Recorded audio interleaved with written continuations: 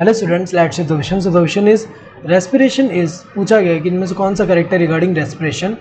Breaking off a type of bonds like ionic और non ionic of complex compound through oxidation within the cell by utilizing bulk of energy. तो ये तो गलत दिया हुआ है, क्योंकि यहाँ पे एक तो क्या गलत है कि यहाँ पे ये वाले बॉन्ड्स नहीं होते। यहाँ पे कौन से बॉन्ड होते हैं? जो सीसी बॉन्ड है वो ब्रेक हो रहे हैं कॉम्प्लेक्स कंपाउंड में। और यहाँ पे जो है ऑक्सीडेशन तो होगा, लेकिन यहाँ पे जो है कि यूटिलाइजिंग बल्क ऑफ एनर्जी। तो हमें पता है कि रेस्पिरेशन में जब बॉन्ड्स ब्रेक होते हैं तो उससे एनर्जी रिलीज हो रहा है, यूटिलाइज नहीं। गलत दिया है। Breaking of CC bonds of simple molecules through hydrolysis within the cell by releasing energy, ये गलत दिया हुआ है, क्योंकि एक तो यहाँ हाइड्रोलिसिस दिया हुआ है और यहाँ पे क्या दिया हुआ है, यहाँ पे अगर हम देखें सिंपल मॉलिक्यूल्स दिया हुआ है। हमें पता है कि कॉम्प्लेक्स मॉलिक्यूल के जो सीसी बॉन्ड है वो ब्रेक होंगे और उनका क्या हो रहा है, एक तरह से ये जो मॉलिक्यूल होगा यहाँ पे कॉम्प्लेक्स मॉलिक्यूल्स का ऑक्सीडेशन होगा जिससे एनर्जी रिलीज होगा। तो ये तो गलत दिया हुआ है यहाँ पे।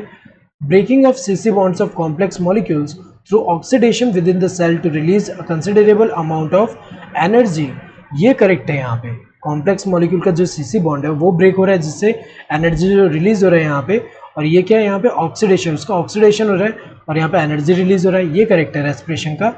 ये जो है ये डेफिनेशन सही है कि सेल के अंदर जो इनका जो ऑक्सीडेशन से एनर्जी रिलीज हो रहा है, तो ये जो प्रोसेस है उसको हम रेस्पिरेशन बोल रहे हैं। Breaking of CC bonds of complex molecules through hydrolysis within the cell by releasing energy, तो यहाँ पे भी क्या दे दिया, हाइड्रोलिसिस दिए, जब पे ऑक्सीडेशन होना चाहिए। तो ये जो है अप्रोप्रिएट, अगर हम देखें कि करेक्ट आंसर कौन सा, this third one. Hope you understood the question. Thank you, all the best.